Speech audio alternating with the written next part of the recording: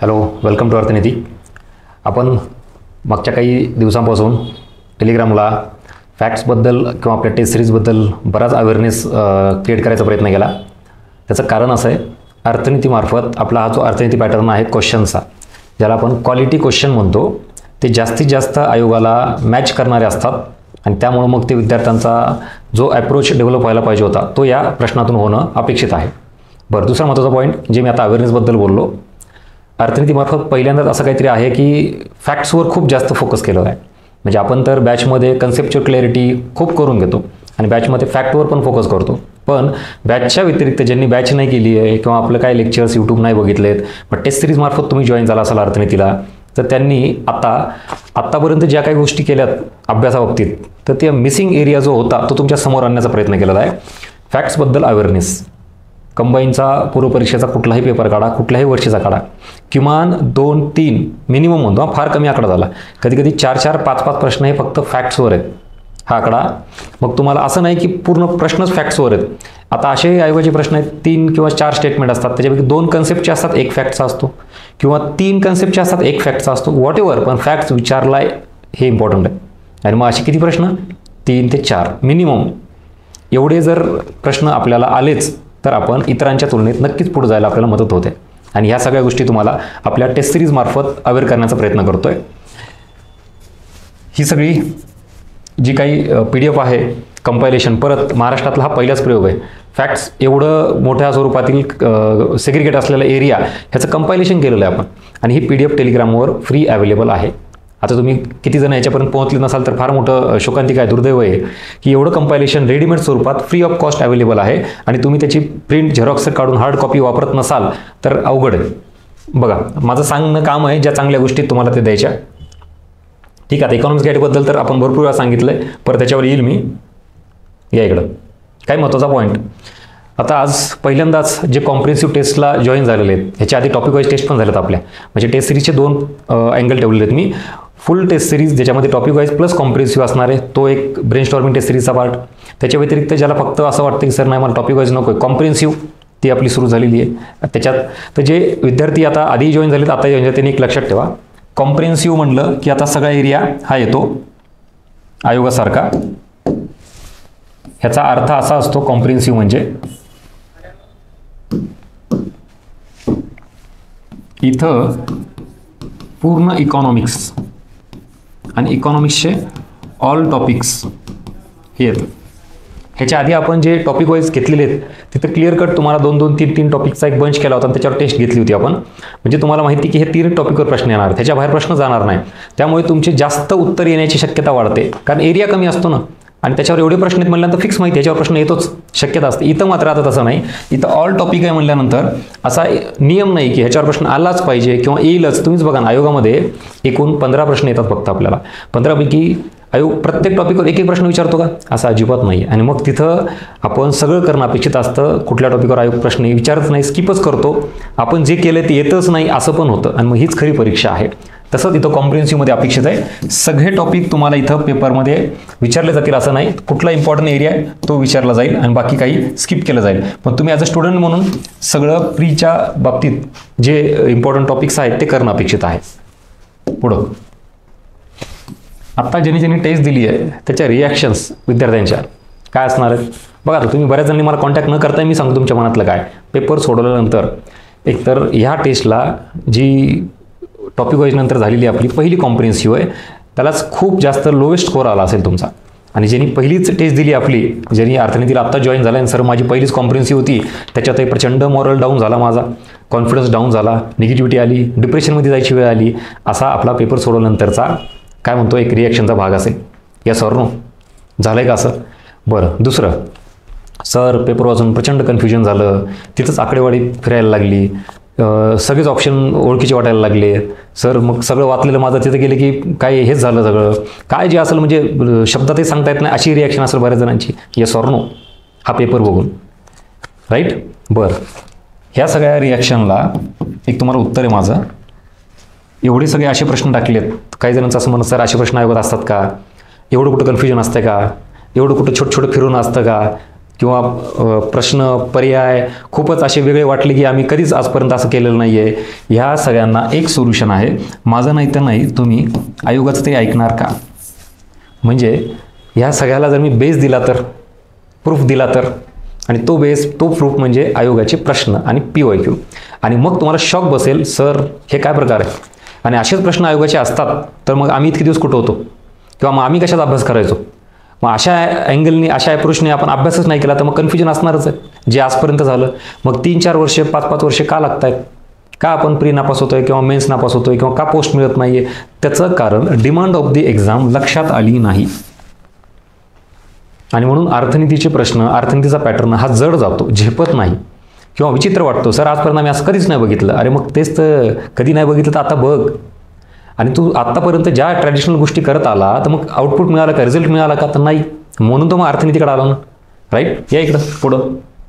आता तुम्ही ह्याच्यासहित दिला मी आज, म्हणजे पहिलं अर्धा 1 तासाचं लेक्चर असं लिटरली आपण एकही आपल्या टेस्टचा प्रश्न डिस्कस करणार नाहीत. तुम्हाला हे कळू द्या, तुम्ही ज्या प्लॅटफॉर्मला जॉईन झालात तिथे किती आयोगाच्या जवळ आहे, किती मेहनत घेतलेली आहे. या इकडं. हां, आता एकूण परीक्षेला किती प्रश्न असतात रे? इकॉनॉमिक्सला 15 क्वेश्चन येतात ना, कंबाईंड प्री, ज्यासाठी तुम्ही टेस्ट सिरीज जॉईन केली ती 15 प्रश्नासाठी इकोचे. त्यातले मला सांगा, ज्याला आपण out of source, out of box म्हणतो, अननोन प्रश्न, की सर हा एरिया वाचलाच नव्हता, असे आयोग काय प्रश्न विचारतात, कुठून विचारतं माहीत नाही, सोर्स फारच आयोगाचे वेगवेगळे आहेत. ठीक आहे, असे किती प्रश्न असतात ज्याला आपण आउट ऑफ बॉक्स म्हणू, आउट ऑफ सोर्स. आता तुम्ही तिथून कम्युनिकेट करणं अपेक्षित आहे, स्वतः बोलणं अपेक्षित आहे. 2 किंवा 3 खूप झालं, मॅक्स कधी कधी 4 एवढा आकडा असतो. प्रत्येक वर्षी प्रत्येक परीक्षेमध्ये आयोगाचे इकॉनॉमिक्समध्ये 2-3 प्रश्न out of source, out of box असतात, मान्य करा, ॲक्सेप्टेड, जे आपल्या वाचण्याच्या पलीकडे असतात. अननोन, अनएक्सपेक्टेड एरिया म्हणून आपण त्याला एक्सपेक्टच नव्हतं केलं. ठीक आहे, सोडलायचं. 3 प्रश्न दिले सोडून. कितीपैकी? 15 पैकी. सो व्हॉट अबाउट 10 ते 12ची रेंज? हा आकडा मी नेहमी सांगत असतो. जवळपास 12 प्रश्न. मग हे मात्र डेफिनेटली नोन एरियामधले आपण कदाचित थोडेफार एक्सपेक्ट केलेले असतील, किंवा आपण जे सोर्स वाचतो त्या सोर्समधले, राईट? ह्यालाच आपण इथं हार्ड कॅटेगरी टाकू आणि याला आपण इझी प्लस मीडियम कॅटेगरी टाकू. अशी कुठली कॅटेगरी करा. मग एवढे प्रश्न तरी किमान प्रत्येक वर्षी खरंच ओळखीचे वाटतात का? तर यस. सर वाचलेले असतात का? तर हो, बिलकुल. आणि तुम्ही ज्या सोर्समधून अभ्यास केला आहे त्यातून येतात का? ते येतात. मग हे सगळं असून सुद्धा आता बघा, मी ह्याच्याबद्दल तर बोलतच नाही आहे, हे तर सोडून ते 2-3 मी याच्याबद्दल बोलतोय. या 10 ते 12 पैकी प्रश्नांपैकी आता आपण ज्या ह्याच्यासाठी ही टेस्ट घेतली आहे, किमान 4 प्रश्न हे फॅक्ट्सवर असतात किमान, जे की एकदम साधे, सिंपल, मेजर एरियावरचे फॅक्ट्स. मी असे मायनर, छोटे मोठे फॅक्ट्स कुठलेही काढत नाही. उगाच कुठं तरी उत्खनन खनन करून छोटा बारीक फॅक्ट्स विचारलाय आणि मग तो तुम्हाला आला नाही, असं नाही. मेजर एरिया, मोठ्या मोठ्या संस्था, सिंपल फॅक्ट्स हे इकडं. आणि याच्यावर मग जर एवढे प्रश्न येत असतील तर लक्षात घ्या, ज्यांचा रिझल्ट पॉईंटनी गेला ना, पॉईंटनी, त्याला दुःख विचारा. आणि आता इथे एक प्रश्न म्हणतोय मी, एक क्वेश्चन चुकला म्हणजे 1 मार्क चुकला, 1 मार्क गेला म्हणजे 1 वर्ष गेलं. हे समीकरण मी नेहमी सांगतो, तुम्ही लिहून घ्या. आणि आपण पॉईंटनी जर रिझल्ट जात असेल तर आपण इथं मार्कांनी रिझल्ट घालतोय, कितीतरी मार्कांनी. पॉईंट्स सोडून द्या. का? कारण बेसिक फॅक्ट्स नाहीत. ह्याच्यावरचे तुम्हाला किती प्रश्न यायला पाहिजेत, किती उत्तर बरोबर यायला पाहिजे तुमचे? सगळे यायला पाहिजेत. म्हणजे ह्या 12मध्ये, 10 ते 12मध्ये एखादा सिली मिस्टेक्समध्ये गेला तर हरकत नाही, ठीक आहे. पण मग 10 किंवा 11 हे इझी जे असतात ते यायलाच पाहिजे. आणि ते येत नाहीत त्याचं काय कारण आहे? आपला अभ्यास नसणे. का? कारण हे तर सोडून दिलेत नाही मी, ह्याचा तर विषय येत नाही, पण ह्याचं पण येत नाही म्हणल्यावर तर मग आपण विचार केला पाहिजे. ठीक आहे. सो मी याच्याबद्दल बोलेल. या इकडे पुढं अजून. आता फॅक्ट्स म्हणजे नेमकं काय हे पण बऱ्याच जणांना माहीत नाही, कारण हा प्रयोगच आपण पहिल्यांदा करतो की फक्त फॅक्ट्सवर टेस्ट सिरीजमधला एक पेपर पूर्ण फॅक्ट्सवर टाकला. फॅक्ट्समध्ये सरळ सरळ वर्ष, महिने, तारीख म्हणजे आकडेच असतात असं नाही. फॅक्टचा अर्थ असा असतो समिती, त्याची स्थापना, त्याचे अध्यक्ष, त्याचे सदस्य, किंवा एखादा कायदा केला, फेरा act, FEMA act, FRBM act, मग हा कुठल्या वर्षी केला, किंवा त्याचं काय टार्गेट ठेवलं, राजकोषीय तूट किती टक्के कमी करायची, महसुली तूट किती टक्के कमी करायची, ह्याला म्हणायचं फॅक्ट्स. फक्त आकडेवारी नाही तर कुठल्याही असा एरिया जो बदलत नाही. बरं, फॅक्ट्समध्ये पण 2 गोष्टी, स्टॅटिक आणि जे चेंज होणार आहे. उदाहरण देतो, इथं सरळ सरळ तुम्हाला RBI, आता RBI संदर्भातील फॅक्ट्स म्हणजे कुठली माहिती पाहिजे तुम्हाला? RBIची स्थापना 1935, RBIचा कायदा 1934, RBIचं राष्ट्रीयकरण 1949. हा जो एरिया आहे फॅक्ट्स आहे कुठला? RBIचा. पण हा कुठला? स्टॅटिक आहे, चेंज न होणारा. RBIची स्थापना 1935ला झाली, काही वर्षांनी 36ला होणार आहे का? काही वर्षांनी 40ला होणार आहे का? 1935लाच राहणार आहे. That is called as static area. मग हे फॅक्ट्स तुम्हाला पाठच पाहिजे, कारण हे बदलत नाहीत, हातचे मार्क आहेत, हे जाऊ देऊ नका. मग स्टॅटिकच्या नंतर जे चेंज होणार आहे तो कुठला येतो? मग RBI संदर्भातील करंट, इतर काय गोष्टी, जसं की आता तुम्हाला कुठली समिती नेमली किंवा कुठला गव्हर्नर बदलला, डेप्युटी गव्हर्नर बदलला, व्हॉट एव्हर, किंवा RBIने कुठली समिती नेमली, म्हणजे ती चेंज होणार आहे. किंवा दुसरं उदाहरण देतो तुम्हाला, ह्याच्यात हे झालं, आता एखादी स्कीम असेल, गव्हर्नमेंट स्कीम, आता स्कीममध्ये कधी सुरू झाली, तिचं वर्ष कुठली 2004ला सुरू झाली, कोणती 1995ला सुरू झाली, कुठली 1950ला सुरू झाली. मग जी स्कीम सुरू झाली त्याचं वर्ष बदलणार आहे का? नाही, त्याला म्हणायचं स्टॅटिक. पण त्या योजनेबद्दल नंतर त्या योजनेचं नाव बदललं, त्याचे काही निकष बदलले, तर मग ते चेंजमध्ये येईल. पण हा सगळा करंटचा पार्ट आहे, हा असतोच प्रत्येक वेळेला, असं नाही आहे. पण माझा प्रश्न परत हा येतो, इथं ज्या वेळेला आपण फॅक्ट्सवरचे प्रश्न बघतो इकॉनॉमिक्सचे, इझी प्लस मीडियम, हे म्हणजे हा स्टॅटिक एरिया, हा सोडू नका. हा चेंज होणारा करंटचा आहे ना, ह्याला मर्यादा नाही, लिमिटलेस आहे. करंटमध्ये एवढे अपडेट, एवढे चेंजेस आहेत की त्याला तुम्ही म्हणजे एका ह्याच्यात बांधूच शकत नाही. Sky is the limit. त्यामुळे मी ह्याच्याबद्दल बोलतच नाही. बरं, त्यात पण आपल्या अर्थनीतीच्या टेलिग्राम चॅनलला, यूट्यूब चॅनलला मी तुम्हाला मेजर करंट अपडेट देतोय. जसं की उदाहरणार्थ आधारभूत वर्ष, बेस इयर बदललं, मग आता तो स्टॅटिकमध्ये पण येतो. पण आत्ता जे बदललं ते दरवर्षी बदलतं का? बघा, ह्या चेंजमध्ये पण अजून एक फरक आहे, जे की महिन्याला, 6 महिन्याला, वर्षाला बदलत राहतं. बजेट आणि सर्व्हेमधली आकडेवारी ती अजून वेगळी. पण अशी आकडेवारी जी 5 वर्षांनी, 8 वर्षांनी, 10 वर्षांनी किंवा 15 वर्षांनी बदलते, जसं की बेस इयर. मग आता तुम्हाला हे करंटमध्ये पण येईल आणि ते स्टॅटिकमध्ये पण येईल. कारण आता जे बेस इयर झालं आहे 22-23, हे लगेच पुढच्या वर्षी बदलणार आहे का? त्याच्या पुढचे आता 8-10 वर्ष बदलणार नाही. म्हणजे तो सुद्धा इकडे स्टॅटिकमध्येच येईल, पण ते अपडेटेड स्टॅटिक एरिया. सेम आता नियोजन आयोग, राष्ट्रीय विकास परिषद स्टॅटिकमध्येच होतं ना ते, पण त्याचा आता रिप्लेस करून काय नीती आयोग. पण नीती आयोग परत बदललं का आता लगेच? नाही, मग त्याची स्थापना फिक्स असणार आहे. म्हणजे ते परत स्टॅटिकमध्ये अपडेशन झालं, पण ते मेजर अपडेशन. अशा सगळ्या गोष्टी ज्या आहेत तुम्हाला अर्थनीतीच्या टेलिग्राम चॅनलला मी वारंवार टाकत असतो. कारण मी एकदा आत्ता गोष्ट जी शिकवली तर ती कायम तशीच राहील मला सांगता येत नाही. म्हणून करंट अपडेटसाठी तुम्हाला टेलिग्राम बघावंच लागेल बाय डिफॉल्ट. सेम GST, आता बॅचमध्ये झालेला GST तो चुकीचा आहे म्हणता येईल का? नाही, पण सरकारने अपडेट केला ना. बरं, कधी अपडेट करेल हे माहीत नसतं, तोपर्यंत आपण थांबायचं का? नाही, चेंज कधी होईल बघू द्या, मग मी शिकवतो. आपण आपलं पुढे जात राहू, शिकवत राहू. जे अपडेशनचा पार्ट आहे तुम्हाला ते वारंवार मिळत राहील. कारण जसे जसे सरकारचे धोरणं, पॉलिसी, निर्णय बदलत राहतील तसे आपला डेटा, आकडेवारी चेंज करावं लागेल. तसा म्हणजे मी जे आत्ता बोलतोय सगळा स्टॅटिक एरियाबद्दल, इकडं परत तुम्ही ह्याला जर हात घातला तर तुम्ही डायरेक्शन चुकताय. एकूण 15 पैकी कोर इकॉनॉमिक्सवर परत हे एक बायफर्केशन झालं. अजून एक बायफर्केशन देतो तुम्हाला. 15 पैकी 2 खूप झालं, हा तुम्हाला करंटचा अँगल मिळतो.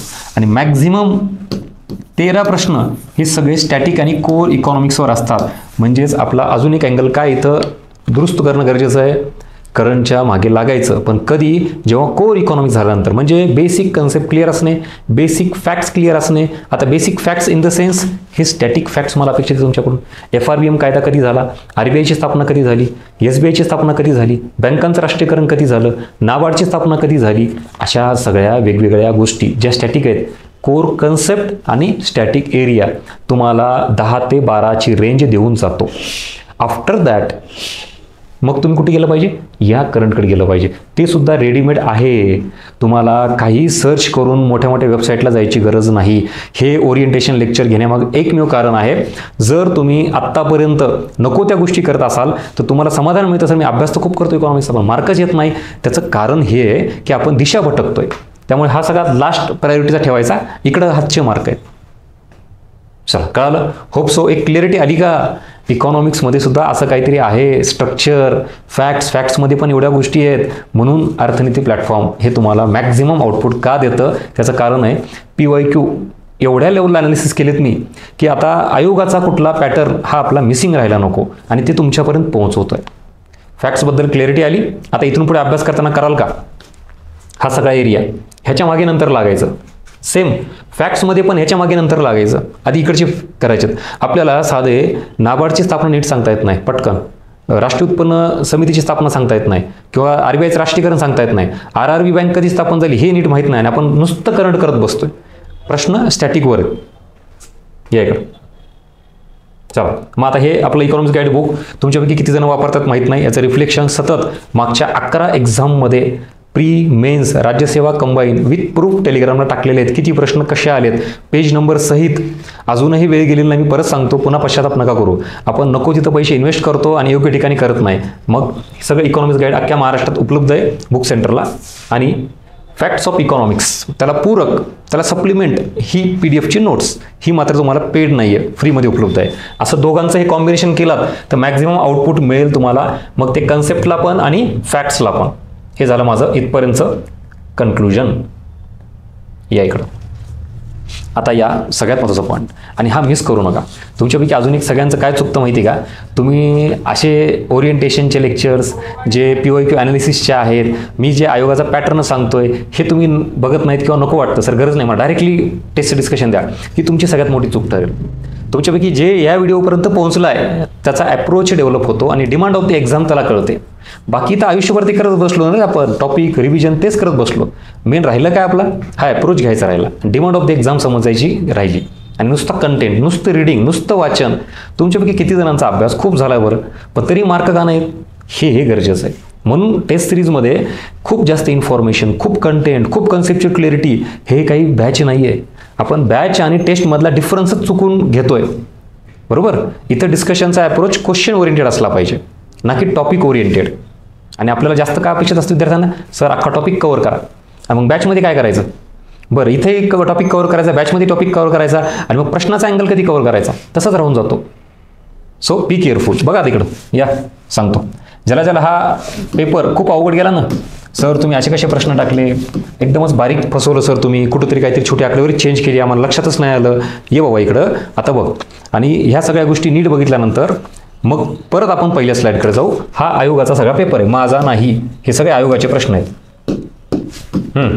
काय केलं इथं सर तुम्हाला असं कळालं की आम्हाला 1949. इथं नको सांगू मला, तू पेपरमध्ये काय कळालं सांग. कुठल्या आयोगाच्या म्हणतोय मी.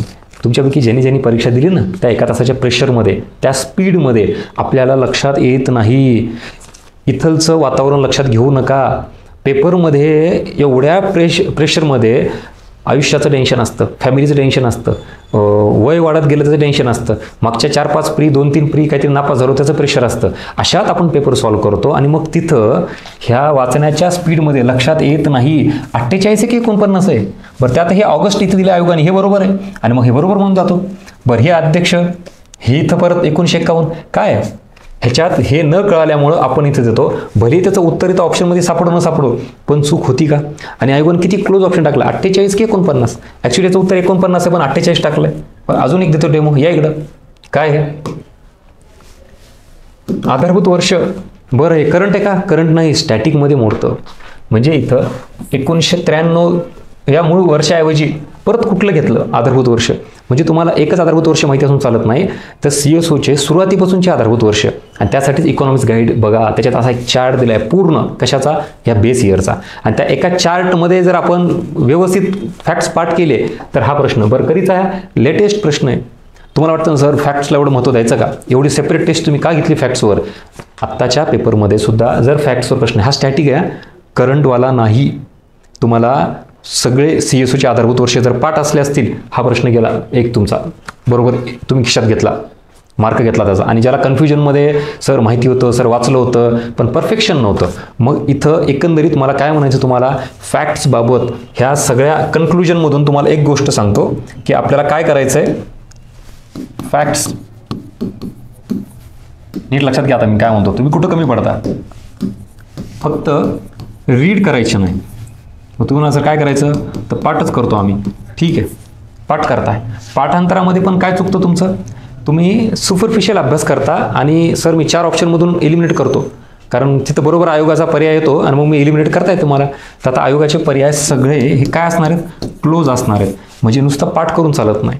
तर तुम्हाला इथं ह्या क्लोज ऑप्शनला टॅकल करण्यासाठी खूप जास्त स्वतःवर काम करावं लागेल, प्रोसेस करावं लागेल. जसं की उदाहरण देतो आता, राष्ट्रीय उत्पन्न समितीची स्थापना कुठलं वर्ष? बरं, रुपयाचं अवमूल्यन पहिलं कुठलं वर्ष? दोन्ही वर्ष सारखे आहेत. नाबार्डच्या स्थापनेचं वर्ष, एक्झिम बँकेच्या स्थापनेचं वर्ष कुठलं आहे? म्हणजे हे सगळं इथं ह्याला प्रोसेसिंग म्हणायचं, जे पुढे मी सांगणार आहे. आणि त्याच्याही पलीकडे जाऊन जे सगळ्यांना पाठ आहे तेवढंच तुम्हाला पाठ आहे. जसं की सगळ्यांना माहिती नाबार्डची स्थापना 1982, एक्झिम बँकेची स्थापना 1982. आता मी मंथ विचारला तर मोठा पॉज, भयान शांतता. नाही सर, मग मंथ नाही माहिती किंवा मग एकाच माहिती आहे. अरे पण तसं चालतं का? आयोग म्हणतं का नाही तुला जे माहिती मी तेच विचारतो, मग कमी पडलं का? हे म्हणतो मी. आपण म्हणतो ना डेप्थ वाढवली पाहिजे सर, अजून काय केलं पाहिजे मार्क वाढवण्यासाठी? वाच बाबा, 10 पुस्तकं वाच अजून, म्हणजे मार्क वाढतात. असं नाही. डेप्थ वाढवणे याचा अर्थ जी गोष्ट पाठ आहे ती परफेक्ट केली पाहिजे. आणि इयर पाठ असेल तर मंथकडे जा, मंथ पाठ असेल तर डेकडे जा, दिवसाकडं. दुसरा पर्याय नाही. तुम्हाला सर एवढं करायचं का? किमान मेजर संस्था, मोठ्या संस्था, इम्पॉर्टंट संस्था, त्यांचे तरी वर्ष, मंथ आणि डेट हे पाठ करणं अपेक्षित आहे. दुसरा पर्याय नाही. कॉम्पिटिशन बघता, हाय कट ऑफ बघता, तुम्ही नाही केलं तर दुसरं कोणीतरी करणार आहे. आणि तुम्हाला जे माहिती आहे ते अख्ख्या महाराष्ट्राला माहिती. मग तुमच्या त्याच्यात फरक काय? मग सगळ्यांसोबत ॲव्हरेज स्कोर येतो आपला बाउंड्रीवर. सर मग आता काय कळत नाही, पास की नापास. तेच जर बियॉन्ड दॅट जायचं असेल, अबाऊ बाउंड्री जायचं असेल, तर आपल्याला इतरांपेक्षा थोडं काहीतरी वेगळं करावं लागेल. तो अवेअरनेस मी तुम्हाला क्रिएट करतो. मग फॅक्ट्स पाठांतर पाहिजे तर सोबत प्रोसेसिंग करा, आणि इयर सोबत मंथ, आणि ह्याच्याही पलीकडे जाऊन काय करायचं? डेट करायची. ही परीक्षेची डिमांड आहे. I will prove you with PYQ. Processing करणं म्हणजेच कन्फ्युजन दूर करणं, आणि प्रोसेसिंग करणं म्हणजे परफेक्शन आणणं. हे आणल्याशिवाय पर्याय नाही. परत I will prove you with PYQ. हे कीवर्ड आणि ही स्लाईड सेव्ह करून ठेवा. परत येणाऱ्या परीक्षेमध्ये तुम्हाला लक्षात येईल की सर तुम्ही एवढं सगळं सांगितलं होतं पण आम्ही इथे कमी पडलो. या इकडं आता. हे इथं सरळ आधारभूत वर्ष पाहिजे. त्याच्यातही इकडे परत हा प्रश्न बघा, जुना नाही आहे. असं नाही की सर तुम्ही जुना पॅटर्न घेऊन मग आम्हाला सांगताय. रिसेंट आत्ता झालेल्या एक्झाम, ह्या एक्झाममध्ये तुम्हाला हे फॅक्ट्स विचारलेत. हे फॅक्ट्स नाही तर काय? स्टॅटिक. IFCची स्थापना, IFCI, industrial finance corporation of India, industrial development bank of India, हे सगळे काय आहे? वर्ष नाही तर काय विचारले ते. इकडं पण हे फॅक्ट्स नाही तर काय? Static area. हा स्टॅटिक एरिया नाही तर काय? राष्ट्रीय उत्पन्न समितीची स्थापना आता बदलणार आहे का? ती 1949च आहे. ठीक आहे, या इकडं. आता आयोग कसं कन्फ्यूज करतं, काय प्रश्न आहे हा? आणि परत हा रिसेंट ट्रेंड आहे, असं नाही जुना कुठून तरी उचलून आणला. रिझर्व्ह बँक ऑफ इंडियाची स्थापना 1935. फॅक्ट आहे ना, साधा सिंपल फॅक्ट आहे. बरं, 14 बँकांचं राष्ट्रीयकरण 1959ला करण्यात आलं. ठीक आहे, ह्याची स्थापना 55ला करण्यात आली. मुख्यालय. आपण हे असं काय चूक काय बरोबर ठरवून जातो ह्याच्यामध्ये इथं, आणि लक्षात येत नाही आयोगाने काय केलं. 14 बँकांचं राष्ट्रीयकरण 1959ला आहे का 1969ला आहे? राष्ट्रीय उत्पन्न समितीची स्थापना 1948 आहे का 1949 आहे? किती छोटा एक काय म्हणतो त्याला, एका वर्षाचा, एका आकड्याचा फरक आयोग टाकतो. आणि परत तोच मुद्दा येतो माझा, इथं नका सांगू मला सर हे चूक आहे, हे बरोबर आहे. नाही, इथं 59 नाही 69 आहे. परीक्षेमध्ये जमलं का तुला? त्या एका तासाच्या स्पीडमध्ये, त्या प्रेशरमध्ये हे आपल्याकडून राहून जातं, लक्षात येत नाही 59 किंवा 69 आहे. आणि आयोगाने पण बघा डोकं लावलं, इथं ॲक्च्युली 1969 आहे. दुसरा आकडा टाकला असताना आयोगाने 52, 53, 59 की 69, क्लोज ऑप्शन. आणि मग ज्याला पाठ होतं तो सुद्धा कन्फ्यूज होईल का नाही? अभ्यास असणार सुद्धा व्यक्ती चुकेल का नाही? आणि मग ही अशी आयोगाची लेवल असेल, डेप्थ असेल तर आपण आपल्यात कधी आणायची नाही. उगाच फक्त सर वाचले फॅक्ट मी पाठ केले. अरे पाठ करूनही फायदा आहे का? इथं बघ काय मांडून ठेवले तुझ्या पुढं. आणि ह्या सगळ्या गोष्टी स्पीडमध्ये आणि परीक्षा हॉलमध्ये येतात का मला ते सांगायचं, इथं नाही सांगायचं. या अजून पुढं. हां, बॅचबद्दलही सांगेल मी काय असेल ते. बॅचवाल्यांना माहिती, आपण ह्याच्यावर प्रोसेस करून घेतो ऑलरेडी बॅचमध्ये. ही आत्मनिर्भर बॅच. आता ज्याला वाटतं की सर तुम्ही म्हणजे बॅचसाठी किंवा ह्याच्यासाठी करतोय का, तर हो बाबा, चांगल्या गोष्टी वाजून सांगितल्या पाहिजे. नको त्या इरलिव्हंट गोष्टी आपण कशा शेअर करतो, सांगतो. तर चांगल्या गोष्टींना प्रमोट करणं तुम्हीही शिका. ह्याच्यात दोघांचा फायदा होतो. ज्या गोष्टी तुम्हाला वर्ष 2-2 वर्ष जमल्या नाहीत त्या आपण बॅचमध्ये इनिशियल स्टेजला घेतो. बॅच करणाऱ्यांना आवर्जून विचारा. एकदम झिरो असणाऱ्या व्यक्तीसुद्धा आणि 3-4 मेन्स देणारा व्यक्तीसुद्धा इथं आल्यानंतर कळतो की सर ताकदीचा कंटेंट मिळतो जो आजपर्यंत आपण केला नाही. फॅक्ट्सवर सुद्धा प्रचंड काम करून घेतलं जातं. कन्सेप्टला तर विषयच नाही आहे. इवन करंट सगळे अँगल तुम्हाला या बॅचमध्ये मिळतील. बघा, विचार करा काय करायचं ते. या इकडं. आता इथं परत हा प्रश्न, रंगराजन समिती म्हणजे दारिद्र्यावर आहे. सर दारिद्र्याच्या आकड्यावर पाठ आहे मला ऑप्शन येऊ द्या, मी सांगतो. ये बाबा इकडं.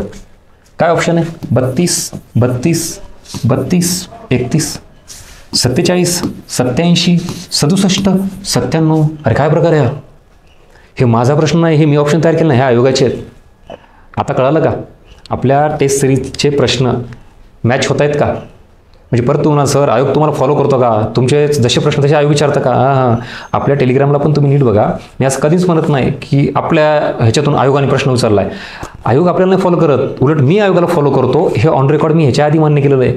आयोगाच्या प्रश्नपत्रिकेवरून ॲनालिसिस करून मी तो आयोगाचा पॅटर्न तुमच्यासमोर आणायचा प्रयत्न करतो. म्हणून आपले पुस्तकामधले प्रश्न रिफ्लेक्शन ह्याचं प्रमाण वाढतं. आपल्या पुस्तकातला कंटेंट, आपल्या टेस्ट सिरीजमधले प्रश्न हे त्या दर्जाचे का वाटतात? तुमचा स्कोर का कमी येतो? कारण अभ्यास आपला सुपरफिशियल आहे, हे तुम्ही मान्य करत नाही. सगळं दुसऱ्यावर ढकलायचं. नाही ना, असं कुठं असतं का, तसं कुठं असतं का? मग ह्याला नाकारणार का तुम्ही? ह्या पॅटर्नला, ह्या प्रश्नाला जर नाकारत असाल तर हा योगाचा पॅटर्न आहे ना. कळतंय? म्हणजेच एकंदरीत एवढे 4 ऑप्शन असून आता तुम्ही पाठ केला असेल तरी तिथं आयोग तुम्हाला काय करतं? कन्फ्यूज करायला बसलं. 32, 32, 47, 87, 67, 97. सर म्हणावं झालं, गेलं सगळं, पाण्यात गेलं, केलेलं असून सुद्धा. मग ह्याला तयार आहेत का आपण? मला ह्या सगळ्या गोष्टी का दाखवायच्या? कॉम्पिटिशन आणि कट ऑफ बघता मित्रांनो आपल्याला खूप मेहनत घ्यावं लागेल. आणि तुम्हाला ह्याच्यातून जर वाटत असेल सर मग माझं काहीच नाही, मग आत्तापर्यंत मी तर चुकीचंच करत होतो किंवा ह्या गोष्टी तर केल्याच नाहीत, हरकत नाही ना. आता हे सगळं दाखवणं तुम्हाला म्हणजे भीती दाखवणं आहे का? म्हणजे तुम्हाला डिप्रेशनमध्ये टाकणं आहे का? उगाच हे वास्तव दाखवणं आहे. आणि वास्तव दाखवणं म्हणजे भीती डिप्रेशनमध्ये टाकणं नाही. तुम्ही जर डिप्रेशनमध्ये जात असाल, निगेटिव्ह करत असाल ह्यानं, तर मग चुकीचा अँगल घेताय. पॉझिटिव्ह घ्या ना. उलट आत्ता कळालं, अजूनही वेळ आहे आणि सुदैवानं पेपर परत पुढे गेल्यानंतर अजून मोठा चान्स मिळाला. आता कदाचित फॅक्टचा एरिया तुमचा वीक असेल तर स्ट्रॉंग करायला चान्स मिळाला. त्यात टेस्ट सिरीज जॉईन केल्यामुळे हा अप्रोच तुम्हाला मिळाला. डिमांड ऑफ द एक्झाम कळाली. मग ह्या सगळ्या गोष्टी पॉझिटिव्हली घ्या. आत्तापर्यंत नाही केलं हरकत नाही, इथून पुढे कर. पण ह्या सगळ्या गोष्टीनं किती लेवलला आयोग हे करतं आणि आपण किती सुपरफिशियल अभ्यास करतो आणि कसं स्पर्धेमध्ये टिकणार आणि कसा स्कोर वाढणार. आणि ह्याच्यातून काय तयार होईल माहिती का? आता तुम्ही बघा ना, हे डिस्कशन बघितल्यानंतर अभ्यास करा, फक्त रिवाईज करा. आपलं इकॉनॉमिक्स गाईड पुस्तक घ्या आणि फॅक्ट्स आले की तुम्हाला कळतं 48 की 49, 47 की 37. काय झालं ना, मग हेतू साध्य झाला ना माझा. आता तुम्हाला काय कळलं वाचताना, बरोबर आयोग काय करतं, कसे आकडे फिरवतं. आणि हे जर आधी कळालं तर तुम्ही काय करता? प्रोसेसिंग करता. की आयोगाने तिथे फिरवलं तरी मला माहिती हे 37 आहे, हे इथं, हे बघा ना, हे इथं काय 32 आहे कन्फर्म आहे, पण 47 का 87 का 67 का 97? नाही. मग इथं 32च्या जवळ 47. काय करायचं ते करा तुमच्या लेवलला. आणि मग तिथं बाकीचे जे विद्यार्थी आहेत हे असे विचार करत बसणार. तुम्ही नाही कन्फ्यूज होणार. मला माहिती हे म्हणजे हेच. Yes, exactly, this is called as अर्थनीती पॅटर्न. कारण परफेक्शन आणायचं आहे. आणि हे इथं आत्ता काय सांगितलं मग तुम्हाला मी, या इकडं. हां, बरोबर. फॅक्ट, हे फॅक्ट नुसते वाचून चालणार का? नाही. नुसते पाठ करून चालणार का? तेही वर्कआउट होत नाही. म्हणजे तुम्हाला किती क्लोज ऑप्शन आहेत, ह्याच्यामुळे काय करावं लागेल? प्रोसेस करावं लागेल. प्रोसेसिंग करून काय होईल? कन्फ्युजन दूर होईल. आणि काय होईल? परफेक्शन. आणि परफेक्शनमुळे काय होईल? ॲक्युरसी वाढेल परीक्षेत. ॲक्युरसी वाढल्यामुळे काय होईल? स्कोर वाढेल. स्कोर वाढला की रिझल्ट येतो. रिझल्ट आला की झालं, हेतू साध्य झाला, पोस्ट मिळाली. एवढं साधं सोपं गणित आपल्यापर्यंत 3-3, 4-4 वर्षे पोहोचत नाही. आणि मग अभ्यास तर करतो पण एक्झाम ओरिएंटेड नाही. कारण डिमांडच कळत नाही परीक्षेची नेमकी काय. आता तुमच्यापैकी किती जणांना हे असं ऐकायची सवय नसते. मुळात हा एक मोठा प्रॉब्लेम आहे जुन्या मुलांचा विशेषतः. की काय होतं, काही गायडन्स, काही अपडेशन नाही करायचं, नवीन अँगलला घ्यायची नाही. फक्त सर मला अभ्यास करू द्या, सर मला गायडन्स नको. अरे मग अभ्यास इतके वर्ष करून मार्क आले का हे समजून घ्या ना. अजून पुढे चला, थांबा. हां, या इकडं. परत हे आली तेंडुलकर समिती. तुम्हाला सर आता इथं ऑप्शन बघा ना, ज्यांनी नीट अभ्यास केला त्याला कळालं. हे समजा हे ऑप्शन गेले, अरे पण हे 37.2, 21.9 हे तेंडुलकर समितीचे आहेत. आता तेंडुलकर समिती केल्यानंतर हे 3 वर्षांची आकडेवारी आहे. 2004-05, 2009-10, 2011-12. इथं भलेही आता सारखे ऑप्शन नसेल पण एका समितीचे ऑप्शन आहेत ना. मग आता तुम्हाला कुठलं विचारलंय? 11-12चं. आणि मग तुम्ही जर कन्फ्युजन असं लिहिलात तर 37.2 पण ते कुठल्या वर्षीचं आहे मग हे माहिती पाहिजे. म्हणजेच परत काय झालं, परफेक्शन आलं, प्रोसेसिंग आली.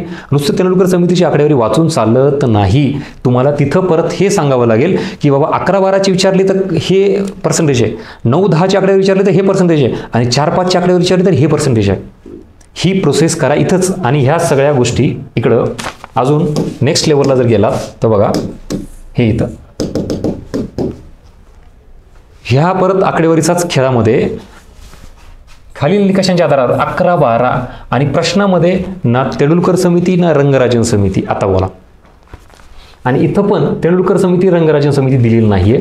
आणि तुम्हाला 11-12 मग 2 समित्या आहेत, रंगराजन आणि तेंडुलकर. त्याच्यातही पहिला ऑप्शन हा 816 आणि 1000 कोणाला लागू होतो हे तुम्हाला माहिती पाहिजे. म्हणजे किती प्रोसेसिंग लागते. आणि हे आयोगाचे प्रश्न आहेत, माझे नाहीत. पुन्हा अजून 47-32 आत्ताच आला होता की प्रश्न. बरं हे कोणाचं आहे, हे रंगराजनचं आहे. बरं ठीक आहे, रंगराजनचं असून तुम्ही मला सर मग हे बरोबर का नाही घेतला. आता ज्याचा अभ्यास आहे त्याला कळतं आहे की ग्रामीण भागासाठी 47 नसतं, शहरी भागासाठी 32 नाही. इथं जर तुम्ही दरडोई उत्पन्न हे जर म्हणलात तर ग्रामीणसाठी आणि शहरीसाठी 47 हा दरडोई उत्पन्न प्रतिदिन काढलेला निकष आहे. म्हणजेच ग्रामीणचं शहरीला आणि शहरीचं ग्रामीण केलंय. हे पण आयोगाचा कन्फ्युजनचा पार्ट आहे. आयोग किती मुद्दाम मिक्स करतं. ज्याला वाटतं ना आपले अर्थनीती पॅटर्नचे प्रश्न सर फारच जड होतात, तुम्ही ऑप्शन फारच अवघड टाकलेले असतात. अवघड नाही तर हे काय सोपं आहे काय. असो चला पुढं अजून या इकडं. FRBM ॲक्ट वर्ष विचारलंय, फॅक्ट आहे का, क्लिअर कट.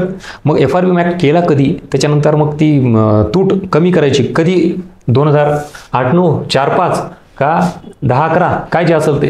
परत फॅक्ट सरळ सरळ. म्हणजे प्रत्येकच प्रश्नाचा कन्फ्युजनचा हा अँगल नका शोधू. माझं असं म्हणणं आहे तुम्हाला फॅक्ट्स पाहिजे. आणि इथंही आता हे जर तुम्ही मला सर उलट चांगलं हे निवडायला, तर माझं असं म्हणणं आहे टाईम जो असतो ना ज्याचा रिझल्ट येतो, ज्याला कट ऑफच्या 5 आणि 10 मार्क असतात, त्याचा एक प्लस पॉईंट सांगतो. क्वेश्चन बाबत 2 आहेत. क्वेश्चन बरोबर देणे म्हणजेच करेक्ट, ही कंबाईनची रिक्वायरमेंट आहे का, तर आहे ना. कंबाईन काढायचा असेल रिझल्ट तुम्हाला पास व्हायचं असेल तर तुम्ही जास्तीत जास्त उत्तर बरोबर दिले पाहिजे. पण काय विदिन टाईम किंवा लवकर स्पीडनं उत्तर बरोबर दिलं पाहिजे, ही पण रिक्वायरमेंट आहे. प्रत्येक प्रश्नाला तुमचं 33 सेकंद काहीतरी आहेत ना, 32-33 सेकंद, तर ते प्रत्येक प्रश्नाला घेतलं नाही पाहिजे. अशा प्रश्नाला तुम्हाला कशाला 33 सेकंद लागतं तरी. 10-12 सेकंदमध्ये नाही का FRBM ॲक्ट काय त्याचं वर्ष विचारलंय, जा ना. मग तुम्ही सर मी दिलं 10-12 सेकंदात, मग ह्या प्रश्नाचा उरलेला जो वेळ ना सेकंद तो अवघड प्रश्नाला द्या. म्हणजे जे विद्यार्थी सगळ्यात प्रश्नाला वेळ तेवढाच लावतात आणि शेवटी वेळ पुरत नाही, तिथं प्लस पॉईंट आपला ठरतो. आपण सोप्या प्रश्नाला पटकन उत्तर दिलं आणि अवघडाला जास्त वेळ दिला. आपला काय विषय येतो माहिती आहे का, आपल्याला हे सुद्धा इथं माहीत नाही. हे तेंडुलकरची इथं पण काय येणार 35 सेकंद खाणार. किती साधा सोपा प्रश्न, इथे 35 सेकंद खाणार. हे पण RBIची स्थापना 35ला आहे का विचार करणार. आणि 14 बँकांचं राष्ट्रीयकरण विचार करणार. SBIची स्थापना कधी करणार. म्हणजे हे कशामुळं परफेक्शन फॅक्ट्सवर आणलं नाही, प्रोसेस केली नाही, फॅक्ट्स पाठ केले नाहीत. ह्याच्यामुळे अशा प्रश्नांनाही विचार करायचा आणि जे कन्सेप्टचे आहेत, अवघड आहेत, इंटरलिंकिंग ॲप्लिकेशन तिथंही विचार करायचा. आणि बाकी विद्यार्थी जे पास होतात ना इथं 10-12 सेकंद आणि मग उरलेला वेळ तिकडे अवघडामध्ये टाकतात. बघा म्हणजे हे पण गणित तुम्हाला या व्हिडिओमधून एवढ्या लेवलला फायदा होईल की ॲक्च्युअल अभ्यासाच्या पलीकडे बऱ्याच गोष्टी असतात ज्या आपण करायच्या अपेक्षित असतात आयोगाकडून. त्या तुमच्या विद्यार्थी म्हणून तुमच्याकडून अपेक्षित असतात आयोगाला, पण आपण ते करत नाही. बघा म्हणजे वेळेचं गणित पण कळालं का, जे इथं समजून सांगितलं आत्ता. फॅक्ट्सवर तुम्ही खूप कमी वेळ दिला पाहिजे. नुसतं बरोबर आणता कामा नाही तर स्पीडनं आणलं पाहिजे. नेक्स्ट या इकडं परत फॅक्ट्स. पण ऑप्शन बघा ना, ऑगस्ट 20, 19, 22, 21 काय म्हणजे माहिती असेल तरी तर कन्फ्युजन होणार. या अजून पुढं. आता हे पण फॅक्टच आहे. तुम्हाला सर ही कन्सेप्टचा प्रश्न आहे का, नाही. आता HDI आणि मल्टी डायमेन्शन पॉवर्टी इंडेक्स ह्याचे जे इंडेक्स आहेत, निकष आहेत, ते निकष बदलत नाहीत ना. मग इथं प्रश्न काय कन्फ्युजिंग. दोघांचे कुठले कॉमन आहेत, आरोग्य, शिक्षण, राहणीमान. हा पण प्रश्न फॅक्ट्स आहे. 2 फॅक्ट्स एकत्रित केलेले आहेत. हा अजून नेक्स्ट लेवलचा प्रश्न ज्याला आपण इंटरलिंकिंग म्हणतो. बघा, नुसते फॅक्ट्स पाठातून चालत नाहीत, इंडिव्हिज्युअल मिक्सिंग करायला लागला आयोग आता. या इथं ज्याला असं वाटतं सर की कायदा, हे कुठलाही कायदा घ्या, हे आम्ही केलं आहे व्यवस्थित, FRBM, फेरा, FEMA, competition act, MRTP act, सगळे सेज ॲक्ट, कुठलाही, पण त्याच्यातही पॉईंट टू बी नोटेड. आता तुम्हाला एक स्पेसिफिक गोष्ट लक्षात घ्यावी लागेल की कायदा संमत कधी केला, कायदा लागू कधी केला, ह्या दोन गोष्टी, संमत, अधिनियमित, काय जे म्हणायचं त्याला, अजून काय पारित, वेगवेगळे पॉलिटिचे शब्द आहेत तुमचे, कोड, व्हॉट एव्हर, पण कायदा कधी केला आधी तो, आणि त्याच्यानंतर मग तो इम्प्लिमेंट कधी केला, अशा गोष्टी इथं तुम्हाला माहिती पाहिजेत. हे बायफर्केशन केलं आहे. म्हणजे सप्टेंबर 2005ला काय आला, कायदा संमत केला, पण ॲक्च्युअली त्याची अंमलबजावणी कधी झाली, 2006ला. आणि मग प्रश्न काय विचारला ह्याच्यानुसार उत्तर बदललं ना. फिक्स तुम्ही मला सांगा, MG नरेगाबद्दल 2005च 2006च असं डोक्यात वर्ष ठेवून गेलात तर चुकीच होईल तुमची. का? कारण आयोगाने MG नरेगा ही स्कीम, योजना कधी लागू झाली म्हणलं तर 6ला, पण त्याच्याबद्दलचा कायदा कधी करण्यात आला तर 5ला. दोन उत्तर आहेत न्यायचे. मग हे कधी बायफर्केशन करणार आपण? आपल्या डोक्यात एकच आहे, MG नरेगा म्हणले की 5 का 6 काहीतरी वर्ष आहे सर, ऑप्शनमध्ये गेला मी निवडतो, निवडणं मग हे 5, आणि ह्याच्यात पण तुला आता 6 नाहीच आहे. बरं, त्याच्यातही कायदा विचारल्यानंतर अजून प्रॉब्लेम येतो की कायदा केल्यावर तर आपल्याला वाटतं की मग त्याच्या आधी कधी केला आहे, 4ला केला आहे का, 3ला केला आहे का, 2ला केला आहे का, 2001ला केला आहे, हे पण माहीत नाही. सो एकंदरीत प्रोसेसिंग किती इम्पॉर्टंट आहे. आणि अजून पुढं सेम हे योजनेबद्दल काय केलेलं आहे, मर्जिंग, एकत्रीकरण योजना केलेल्या आहे, त्या कुठल्या आणि काय, म्हणजे योजनेबद्दल वर्ष तर पाहिजेच, कायदा संमतही पाहिजे आणि योजनेचं मर्जिंगही पाहिजे. हां, या इकडं अजून आता पुन्हा लोकसंख्येबद्दल फॅक्ट्स सगळे एरिया कव्हर केलेत मी मॅक्झिमम तुम्हाला पॅटर्न दाखवण्यासाठी. आता लोकसंख्येबद्दल घनता असेल, लोकसंख्येचं प्रमाण असेल, लिंग गुणोत्तर असेल, किंवा अजून काय दुसरे इतर कुठले फॅक्ट्स असतील, हे आपल्याला का पाहिजे नीट. भले तुमचे 2 ऑप्शन एलिमिनेट करा वरचे, अरे पण इथं बघा ना, 282, 382.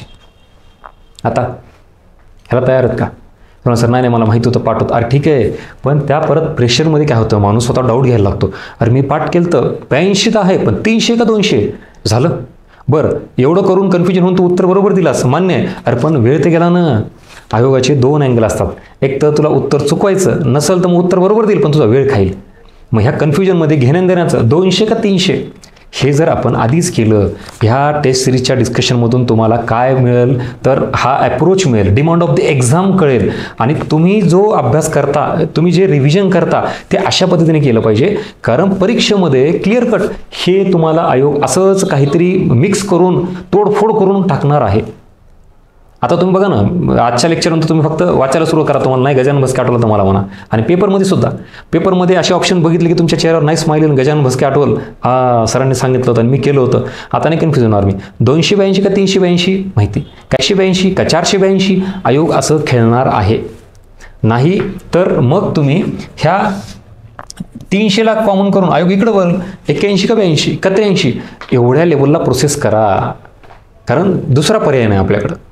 एकतर असं फिरवलंय म्हणजे असंच लक्षात ठेवायचं नाही. आता व्हॉट एव्हर मला माहीत नाही, तुम्ही फॅक्ट्सवर कामच केलं पाहिजे, प्रोसेस केलं पाहिजे, ही माझी डिमांड आहे. एवढा हेतू आहे माझा. नेक्स्ट समिती, हे काय फॅक्ट. आता हे प्रश्न कन्फ्युजिंगचा नाही आहे, पण फॅक्टचा प्रश्न आहे. म्हणजे तुम्हाला क्लिअर कट कुठलीही फॅक्ट, आयोग प्रत्येक वेळेला कन्फ्युजच करता असं नाही, डायरेक्टली फॅक्ट्स पण विचारतं. आता हे डायरेक्टली फॅक्ट आहे ना, कुठली समिती कुठल्या वर्षी आहे, ह्याच्यात काही वेगळं हे नाही आहे. हे पण या समितीवरचा प्रश्न परत, म्हणजे कुठल्या कुठल्या अँगलनी तुम्हाला फॅक्ट्स पाहिजे आणि ती बी मेजर. बरं मला सांगा, तुम्हाला सर मग एवढे फॅक्ट्स पाठ करायचे का? आता इकॉनॉमिक्समध्ये फॅक्ट्सला मर्यादा नाही, आकडेवारी डेटा खूप आहे, त्यातही मेजर जे गरजेचं आहे इकॉनॉमिक्स गाईड बुकमध्ये दिलेलं आहे किंवा फॅक्ट्समध्ये तेवढं तरी करा किमान. बाकी भरपूर करण्यासारखं, पण सगळंच नाही करायचं, जेवढं शक्य आहे तेवढं तुमच्या पद्धतीने तुम्ही करा. आता इथं पण हे योजना हे काय, आता हे सुरुवात विचारलं, दुसरं काय विचारलं मला सांगा. प्रत्येक योजना कधी सुरू झाली, हे वर्ष कधी सुरू झाली, हे वर्ष. आता हे आपल्याला परीक्षेची डिमांड आहे म्हणल्यानंतर योजनांची सुरुवात करणं गरजेचं आहे. हे बघा, हे जड आहे का? तर जड आहे सर, जगात कुठलीच गोष्ट सोपी नाही. मग हे पण नाही. बरं, हे वन टाईम आहे, ही इन्व्हेस्टमेंट आहे ना. हे बघा फॅक्ट्स, त्यातही स्टॅटिक फॅक्ट्स, एकदा पाठ केले की पुन्हा लॉंग टर्म त्याचं आउटपुट मिळतं. जसं की मॅथ रिजनिंगमध्ये पण तुम्हाला सर सांगत असतील वर्गमूळ पाठ करा रे, घनमूळ पाठ करा, पाढे पाठ करा.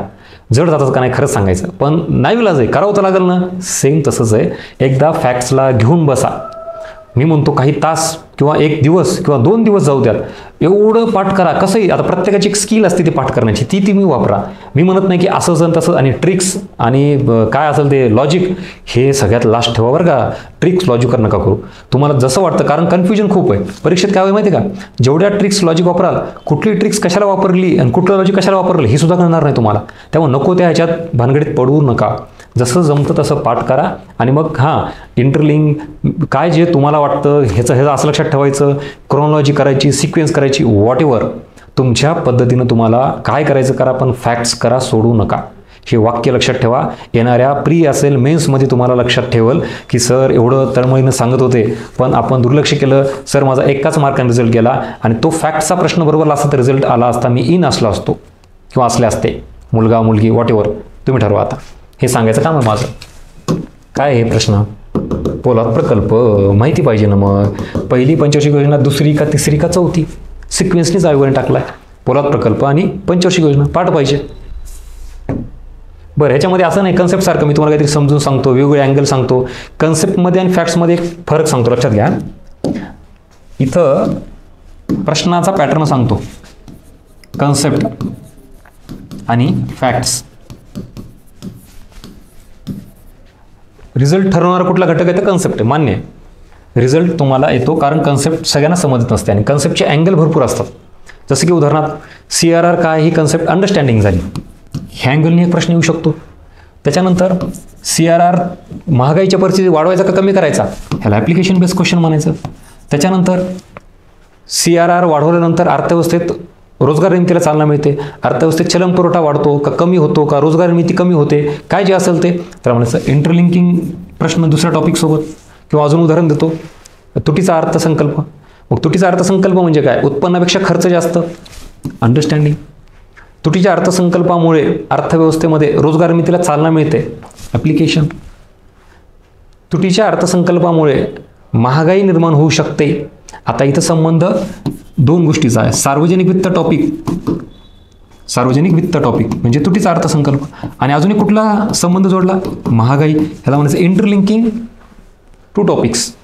किंवा याच तुटीच्या अर्थसंकल्पामुळे बेरोजगारी कमी होते, रोजगार निर्मितीला चालना मिळते म्हणजे बेरोजगारी टॉपिक. विचार करा, ही मिक्सिंग म्हणजे आयोगाला एक कन्सेप्ट घेतली तर त्याला किती अँगलने फिरवता येते, मला ही सांगायची. डेप्थ तुम्हाला इथं खूप जास्त काम करावं लागेल कन्सेप्टच्या क्लिअरिटीवर, अंडरस्टँडिंगवर. हा झाला कन्सेप्टचा पार्ट. आता या फॅक्ट्सवरचे प्रश्न आहेत. इथं आयोग वर कन्सेप्टवर खूप जास्त फिरून प्रश्न विचारू शकतो. फॅक्ट्सला तुम्हाला काय फिरवणार मला सांगा. RBIची स्थापना 1935ला. मग आता असं असणार आहे का, 5 इकडे टाकलं, 3 इकडे टाकलं किंवा 9 इकडे टाकलं, 1 इकडे टाकलं, ह्याला फिरवणं म्हणायचं का.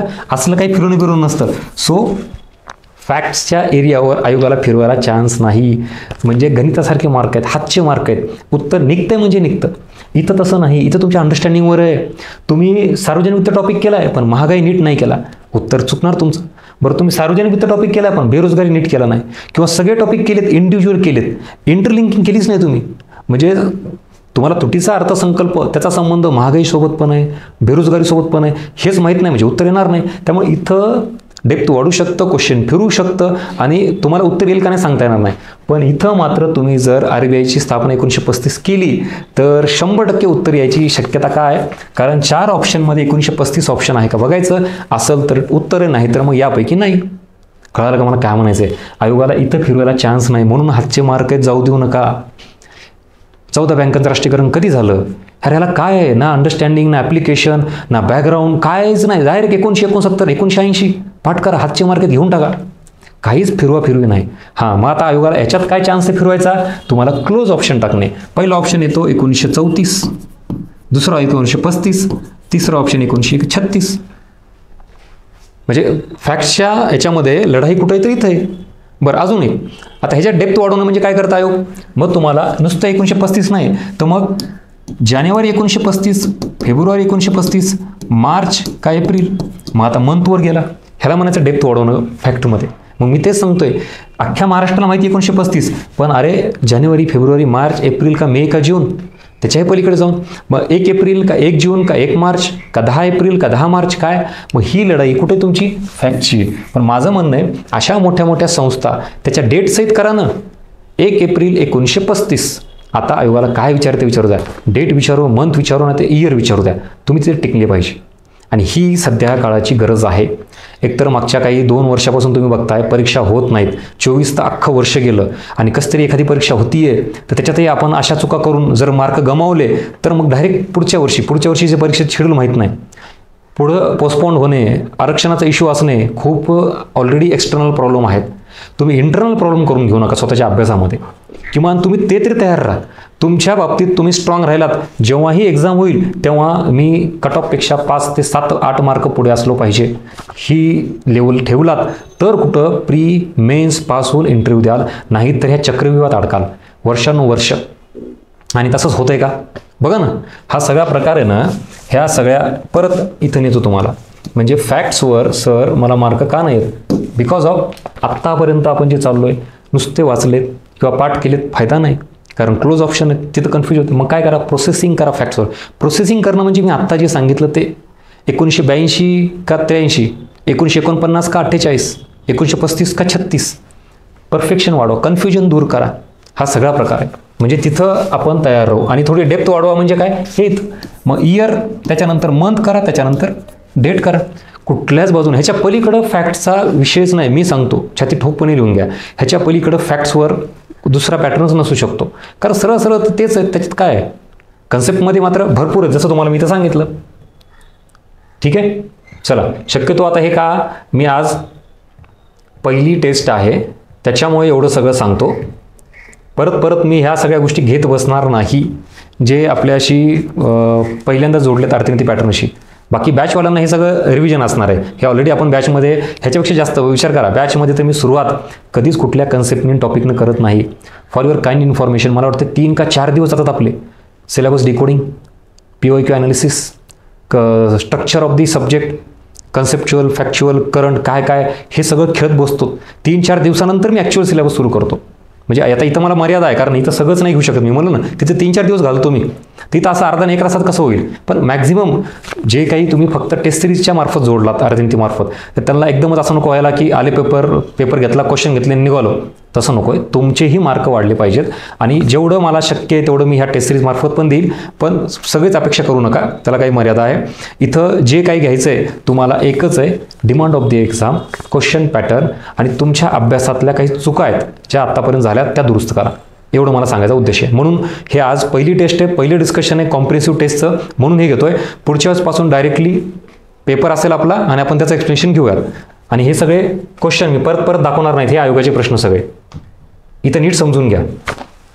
हां, या इकडं. हे कळालं तुम्हाला, फॅक्ट्सवर आणि कन्सेप्टवर कसे प्रश्न असतात. या इकडं प्राधान्यक्रम. परत आता करंटचा प्रश्न मला सुरू आहे, करंटचा मान्य आहे. पण आता एकदा बजेट झालं, बजेटचे काय प्रायोरिटीज आहेत ते सेट झाल्यानंतर पुन्हा काय बदलणार आहेत, म्हणजे हे आपल्याला पाठ पाहिजेत की ह्या वर्षीच्या बजेटमध्ये काय काय गोष्टी आहेत. नेक्स्ट, परत समिती आली का, ह्याच्या आधी पण समित्या होत्या, म्हणजे समित्यावरचे प्रश्न आहेत. हा घ्या, ह्युमन पॉवर्टी इंडेक्स आणि multi dimension poverty index, HPI आणि MPI. तुमच्यापैकी किती जणांना माहिती, सगळ्यांना माहिती. सर वाचलंय का, वाचलंय. मग आता कन्फ्युजन बघा ना, हे ह्या वर्षी टिंबटिंब वर्षी मानवी दारिद्र्य निर्देशांकांच्या जागी बहुआयामी दारिद्र्य निर्देशांक संकलन मांडली, म्हणजे HPIच्या जागी MPI आलं. कधी तर आपल्याला हे समजा इलिमिनेट होतील ज्याचा अभ्यास आहे त्याला. पण 97 आणि 2010 मध्ये कन्फ्युजन आहे का, बिलकुल. का, कारण हे सुरू झालं 1997ला आणि बंद कधी पडलं 2010ला. का, कारण त्याच्या जागी काय रिप्लेस केला, MPI रिप्लेस केला. मग हे एक कन्फ्युजन तिथं होतं, कारण 97 पण आहे आणि 2010 पण आहे. म्हणजे सहजासहजी मार्क मिळत नाही इथं. या इकडं परत FRBM कायदा घ्या. काय लागू कधी करण्यात आला, ह्याच्या आधी काय होता, संमत कधी करण्यात आला, आठवते का. ह्याच्या आधीचा प्रश्न अधिनियमित केला म्हणजे ते संमत, किंवा कधी कायदा करण्यात आला. सो मग ह्या गोष्टी आपण कधी डिकोड करणार. ह्या प्रश्नातून आपल्याला काय घेतलं पाहिजे. तुम्ही काय करता माहिती आहे का, POIQ ॲनालिसिस करता. तुमचं POIQ ॲनालिसिस म्हणजे काय माहिती? प्रश्नात काय विचारलं आहे? FRBM. ओके, ह्याचं उत्तर काय दिलं आयोगाने? हे दिलं आहे. ठीक आहे, ओके. आता काय करता तुम्ही? कुठलंही एखादं पुस्तक घेता आणि अख्खा FRBM ॲक्ट आहे ना तिथे लिहून काढता. इकडं काही भरून काढता इन्फॉर्मेशन. यस, हे झालं आपलं POIQ ॲनालिसिस. अरे जे पुस्तकात आहे तेच इकडे छापायला तू, ह्याच्यात काय फायदा झाला? म्हणजे उगाच तू डबल काम करायला लागला, डॉंकीवर करायला लागला. POIQ ॲनालिसिसमधला आपल्याला फरकच माहीत नाही. POIQ ॲनालिसिस आणि POIQ सॉल्विंग.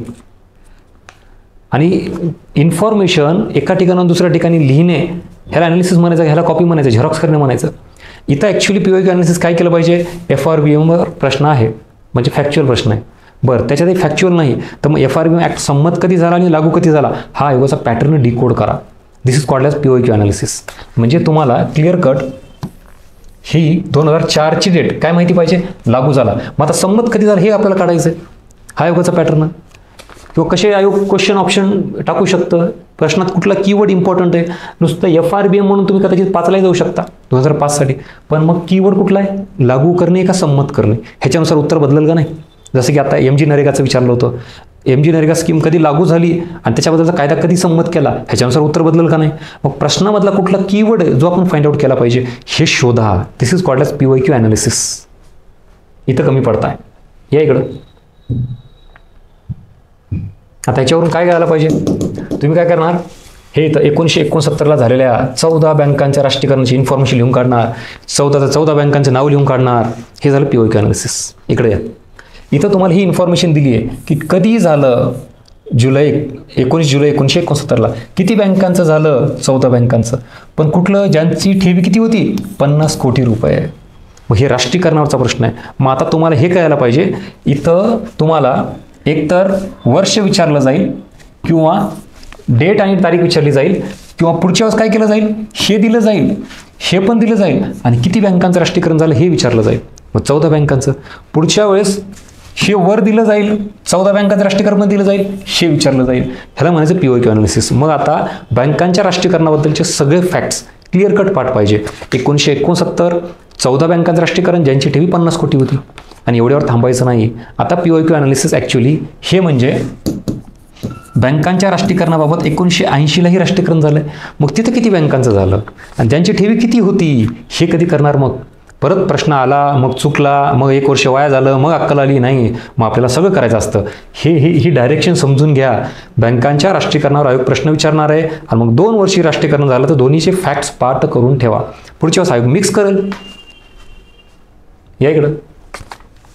परत समिती या. म्हणजे किती ह्या गोष्टीत. आणि इथं बघा आता अजून हा काय प्रश्न आहे? ग्रामीण भागातील ह्याला मोजण्यासाठी किती उष्मांकांची गरज असते. आता इथं प्रश्नामध्ये कुठलं वर्ष दिले का? नाही. कुठली समिती दिली का? नाही. साधा सिंपल प्रश्न की ग्रामीण भागासाठी 2400, शहरी भागासाठी 2100. किती सेकंदात हा प्रश्न यायला पाहिजे?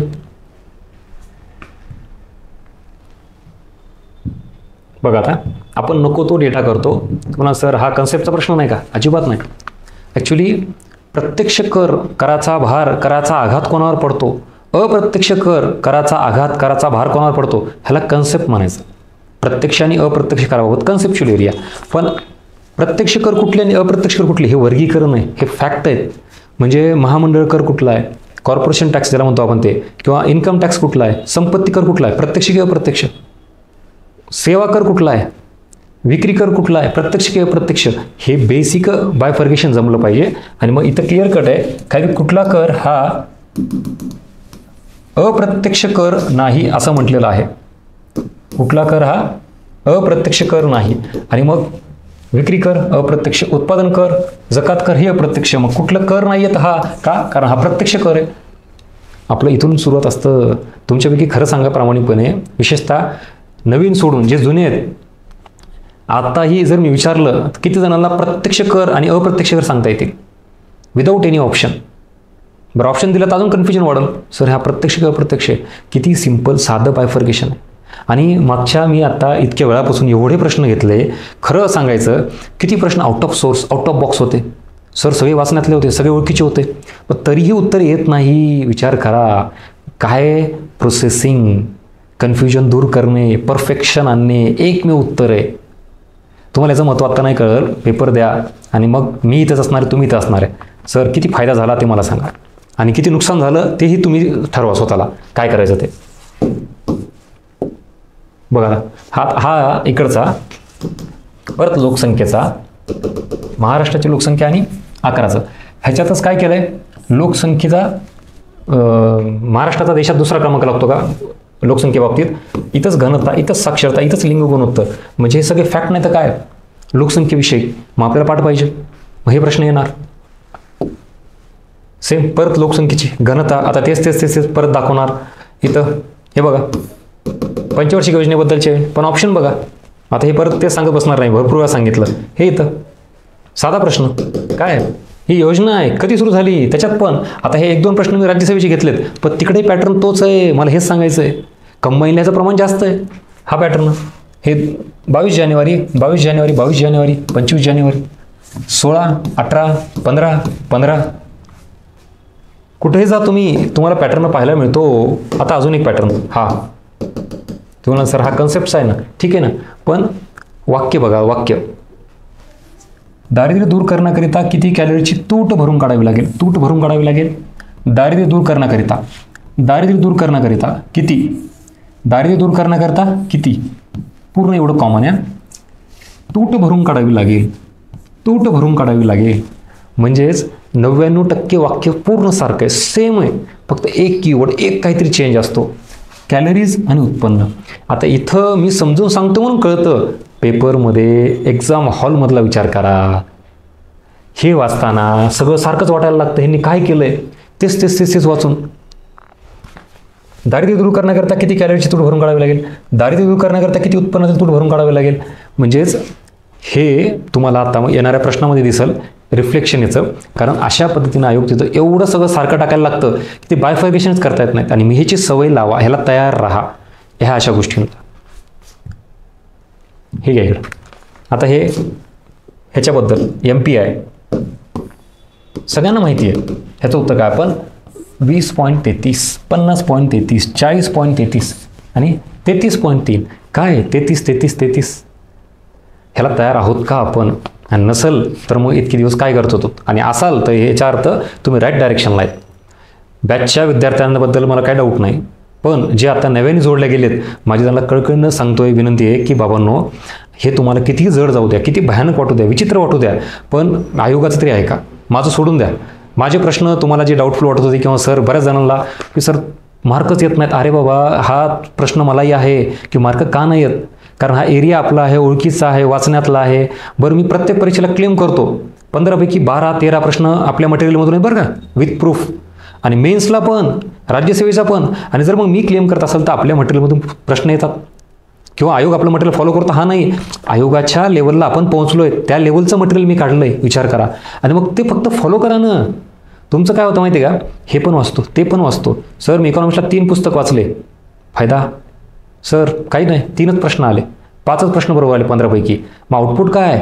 सो त्या गोष्टी विचार करा, आणि जे तुमच्यासमोर मटेरियल आहे त्याच्यावर ट्रस्ट ठेवा आणि परफेक्शन वाढवा. 3 पुस्तक वाचण्यापेक्षा एकच पुस्तक 3 वेळा वाचा.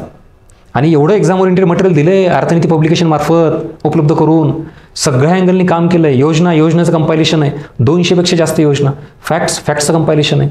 कन्सेप्ट म्हणलात तर इकॉनॉमिक्स गाईडला तर तोडच नाही, कारण त्याचं रिफ्लेक्शन दिसायला लागलं. अजून काय पाहिजे तुम्हाला, करंट म्हणलात तर बजेट आणि सर्वेची PDF ती पण दिलेली आहे. सो काही नाही, जे मटेरियल आपलं अवेलेबल आहे टेलिग्रामला ते ॲज इट इज फॉलो करा, तुम्हाला रिफ्लेक्शन दिसेल. आणि हे इथं असं कन्फ्युजन जर असेल तर मग काही फायदा नाही अभ्यास करून, फक्त तुमचं मनाचं समाधान होईल, उपयोग काहीच नाही. काय तेच परत आता हे 50, 35, 55, 47 तेच. हे पण इथं बजेट, टॅक्स स्लॅब किंवा क्रिप्टोकरन्सीवर टॅक्स लावला, किती 20 का 25 का 30 का 35 ऑप्शन बघा ना आयोगाचे. बरं, आपण इथंच कन्फ्यूज असतो का नाही. हे बघा, आपल्याला नियर अबाउट अख्ख्या महाराष्ट्राला माहिती, मग आयोगाचे ऑप्शन पण तसेच आहेत का, की नियर अबाउट जे तुम्हाला माहिती आहेत. बघा ना, 20-30च्या आसपास आहे सर काहीतरी, ठीक आहे, 20-30च्या आसपासच आहे, 20, 25, 30, 35%. आता घे आणि वाचत बसन लॉजिकला, सर वाचलं होतं माहिती, पण 30 आहे का 35 आहे का 25 आहे, हे कन्फ्यूज झालं मला. असं आहे का तुमच्या खरं सांगा, आत्तापर्यंत प्री मेन्स दिलेले आहे परीक्षा झाल्यानंतर असं काय वाटतं की सर किमान 7-8 प्रश्न तर माझे हे अजून येणार होते. ज्यावेळेला आपण फायनल स्कोअर काढतो ना तेव्हा असं वाटतं सर हे 5-6 प्रश्न मग सगळ्या विषयांची मिळून म्हणतो बरं का मी, तर हे यायलाच पाहिजे होते मला, का नाही आले सर, कन्फ्यूज झालं आणि मग उत्तर चुकलं. आयुष्यपणाला लागलेलं आहे आयुष्य. एकतर आधीच अस्थिरता एवढी आहे, एवढे प्रॉब्लेम्स यायला लागलेत एक्सटर्नल कशाचे काही, त्यात आपण आपला प्रॉब्लेम क्रिएट करून बसलो आहे. बघा काय माझं सांगायचं काम आहे. हां, आता हा एक पॅटर्न, हा कंबाईलाच नाही तर राज्यसेवेला सुद्धा बरं का. बऱ्याच जणांना हे सुद्धा माहीत नाही, आपण आयोगाचे वेगवेगळे एरिया समोर आणतो आहे यूट्यूब आणि टेलिग्राममार्फत. ह्याला म्हणायचं फुल फॉर्मचा एरिया. तुमच्यापैकी किती जणांनी टॉपिक केला आहे, कन्सेप्ट केले, फॅक्ट्स केलेत, पण त्या टॉपिक संदर्भात फुल फॉर्म हे पाठ केले नाहीत. जसं की आत्ता मी तुम्हाला जर विचारलं नाबार्डचं फुल फॉर्म सांगा बरं, किती जणांना सांगता येतं? सेबीचं फुल फॉर्म सांगा, नाफेडचं फुल फॉर्म सांगा. जर येत नसेल तर मग ती परीक्षेची डिमांड आहे बाबा, मी म्हणतो म्हणून नको करू. आणि ह्या गोष्टी वेगळ्या करायच्या नाहीत, चलता फिरता करायचं आहे. हे आयोगाचे प्रश्न आहेत. काय हे लिबरलायझेशन, लिक्विडिटी, प्रॉफिटेबिलिटी, काय कन्फ्यूज केले बघा ना. हे काय टाकले विचित्र प्रकार, कळतच नाही. आणि मग माहिती असलं तरी चुकतं. परत काय डीबीटीचं long form, direct benefit transfer, direct bank transfer, किती क्लोज ऑप्शन टाकलेत. हे असं वाटतं सिम्पल, इथंच फरवलं आहे, इथं बँक, इथं बेनिफिट, इथं पण डायरेक्ट आहे ट्रान्सफर आहे, इथं पण डायरेक्ट आहे, इथं ट्रान्सफर आहे. म्हणजे आपले प्रश्न टेस्ट सोडवल्यानंतर हा आयोगाचा फील येतोय का? आणि ज्याला माहीत नाही मी त्याला हे प्रश्न मुद्दाम दाखवतोय पहिल्यांदा, पुन्हा हे दाखवत बसणार नाही. कारण आता तुम्हाला ते विश्वास ठेवायचा नाही ठेवायचा तुम्ही ठरवा. हे असे शब्द फिरवलेत का? इथं पण तसंच. काय वर्ष विचारलंय म्हणजे फॅक्ट आला, फुल फॉर्म विचारलंय, हे परत अध्यक्ष फॅक्ट आहे. हे आता अजून काही याच्यावर तुम्हाला फुल फॉर्मवर इनडायरेक्टली प्रश्न सॉल्व्ह होतात. हे पण भरपूर येतात आहे असे तेच पॅटर्न. हां, इथं पण तसंच. हे भीम ॲप किती जणांना आपण बघतो, भीम, पण ह्याचं लॉंग फॉर्म विचारलं आहे. आणि हां, हे परीक्षा बघा कुठली आहे, म्हणजे असं नको की सगळेच प्रश्न इकडे तिकडे. मॅक्झिमम हे एक 2-4 प्रश्न सोडले फक्त राज्यसेवेचे, सगळे प्रश्न हे कुठले आहेत? कंबाईनचे आहेत, ग्रुप बी आणि ग्रुप सीचे. आणि लेटेस्ट 2017 पासून ऑनवर्ड्स पुढचा पॅटर्न आहे हा सगळा. हे आणि काय येतं long form, Bharat intermediate for money, Bharat intermission for monetary payment, Bharat interface for monetary payment, Bharat interface for money. म्हणजे Bharat common, for money common, इथं मॉनिटरी पेमेंट म्हणजे किती कन्फ्युजन सगळं. आणि आपण काय करतो, वर वाचतो, सर नाही मी ऑप्शनमधून निवडतो. निवड ऑप्शनमधून काय निवडायचं ते. या सगळ्या गोष्टी तुम्हाला दाखवण्याचं कारण आहे मित्रांनो, वर्षानुवर्ष वाया जातात का आयोगाचा पॅटर्न न कळल्यामुळं. सगळे विद्यार्थी प्रामाणिक अभ्यास करतात, मान्य आहे. अरे पण त्या अभ्यासाला काहीतरी अर्थ पाहिजे. तुम्ही तुमच्या पद्धतीनं कितीही वाचा, कितीही अभ्यास करा, 2 नाही 3 पुस्तक वाचा, फायदा आहे का? नॉलेज वाढवण्यापेक्षा ॲप्रोच बदला. आहे त्याच नॉलेजला एक्झाम ओरिएंटेड ॲप्रोच द्या. डिमांड ऑफ द एक्झाम समजून घ्या. या आत्ता जे काही किती वेळ अर्धा 1 तास जे चाललं आपलं लेक्चर, मला प्रामाणिकपणे तुमचे फीडबॅक मेन्शन करा आपल्या ऑफिसच्या नंबरवर व्हॉट्सअपला. ह्याच्यातून काय कळालं आणि एक ब्लँक पेज घ्या. मी नेहमी वर्गात पण करतो बघा बॅचमध्ये. ह्याच्यातून काय घेतलं एक ब्लँक पेज घ्या आणि लिहून काढा तुमच्या शब्दामध्ये. किती अवेअरनेस क्रिएट झाला, किती आपला माइंडसेट ॲप्रोच हा नॅरो होता, आता ब्रॉड झाला का? आणि आयोगाचे PYQ दाखवलेत तुम्हाला मी. माझे प्रश्न तर अजून सुरूच केले नाहीत मी. आयोगाच्या PYQवरून काय कळालं, फॅक्ट्सवर परफेक्शन कसं आणायचं, फॅक्ट्सवर प्रश्न कसे विचारले जातात. फक्त वर्षच पाठ पाहिजे का, किंवा वर्ष पाठ असूनही आयोग ऑप्शन कसं करतं, किंवा कायद्याबाबत संमत आहे का लागू झाला. किती एरिया बाहेर काढलेत मी फॅक्ट्सबद्दल. फुल फॉर्मचा एरिया परत फुल फॉर्म करणं गरजेचं आहे का? म्हणजे छोट्या गोष्टीच्या हातच्या आहेत. इथं परत तुम्हाला याच्यावर घेऊन जातो. हे इथं हे मी अननोनबद्दल बोललो का? Out of box out of सोर्सचे प्रश्न ते घेतलेच नाहीत आपण. हे नोन असलेले, वाचण्यातले असलेले, त्याच्यावर खेळलो आपण इतके वेळ. आणि त्याच्यामध्येही स्टॅटिक एरिया, करंट नको, करंट फॅक्ट्स बदलत सोडून द्या. न बदलणाऱ्या फॅक्ट्सवर आपण खेळलो आहे. आणि ते सुद्धा माहिती असलेले, ओळखीचे असलेले. हे इकडं. आणि मग परत ह्याच्यावर परत ही स्लाईड किती गरजेची, प्रोसेसिंग. परफेक्शन आणि कन्फ्युजन, ज्याला असं वाटतं ना सर पेपर खूपच टफ गेला आपला फॅक्ट्सचा कॉम्प्रिहेन्सिव्ह पहिला टेस्ट आत्तापर्यंत दिली आणि खूपच कॉन्फिडन्स डाऊन झाला, मोरल डाऊन झाला, हे लेक्चरच्या अगोदर वाटलं असेल, आता कळालं का? नाही, ही परीक्षेची डिमांड आहे. येस, आयोगाचे प्रश्न तसेच आहेत. आपण जे कन्फ्युजिंग ऑप्शन टाकले आहेत, जे खूपच मिक्स केलं आहे, हे मी स्वतः मनानं नाही केलं. आयोगाच्या कितीतरी प्रश्नात मिक्सिंग, किती कन्फ्युजन, किती फिरवलं आहे, वाक्याच्या वाक्य कॉमन आहेत, फक्त एक शब्द फिरवलेला असतो, हे सगळं तुम्हाला दाखवण्यासाठी हे आणलं होतं. आणि मी परत सांगतो, ह्या सगळ्या गोष्टी तुमच्या फीडबॅकवरून परत अजून मला उत्साह मिळते, एन्करेजमेंट मिळते की एकंदरीत तुमच्यापर्यंत हे सगळं पोहोचतं आहे का. आता कसं होतं आहे, समोर जे येऊन भेटतात, बोलतात त्यांच्याबद्दल होतं आहे, पण जे पुण्याच्या बाहेर आहेत, महाराष्ट्राच्या कानाकोपऱ्यातून अभ्यासाची तयारी करतायत, त्यांच्यापर्यंत ह्या गोष्टी पोहोचल्यात आणि त्याच्यातून काय तुम्हाला लक्षात आलं, हे माझ्यापर्यंत पोहोचले तर लक्षात येईल की यस, राईट डायरेक्शन चाललं आहे, कम्युनिकेशन राहू द्या.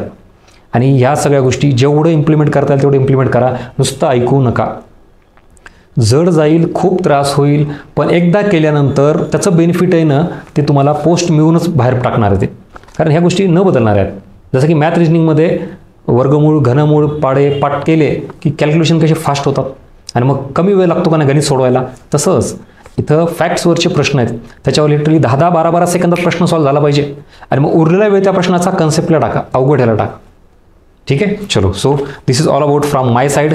पहिली फॅक्टची टेस्ट, हा प्रयोग कसा वाटला याच्याबद्दल आवर्जून कळवा. एकंदरीतच आपली ब्रेन स्टॉर्मिंग टेस्ट सिरीज ही आयोगाच्या किती लेवलला मॅच करणारी आहे, कारण आयोगाच्या PYQचं एवढ्या मायक्रो लेवलला ॲनालिसिस केलं आहे, त्याच्या हे पलीकडे जाऊन विद्यार्थ्यांची मानसिकता याच्यावरही काम केलेलं आहे. हा सगळा अट्टहास हा तुमचा येणाऱ्या परीक्षेमध्ये चुका टाळण्यासाठी आहे. आत्तापर्यंत जे स्कोर कमी येत होते तो स्कोर वाढवण्यासाठी आहे. ह्याचं बेनिफिट घ्यायचा, फायदा घ्या. हा सगळा एरिया तुम्हाला मी इथं काढून दिलेला आहे, टाकलेला आहे. आता आपण आपले जे टेस्टचे प्रश्न आहेत ते घेऊ. हे लेक्चर का गरजेचं होतं, कारण तुम्हाला टेस्ट फ्रेम करण्यामागे, क्वेश्चनचे ऑप्शन्स फ्रेम करण्यामागे माझा उद्देश काय, हेतू काय, ते आयोगाचं तुम्हाला दाखवणं गरजेचं होतं, म्हणून PYQ दाखवले. सो भेटूया आता आपण टेस्टच्या डिस्कशनमध्ये. थँक्यू.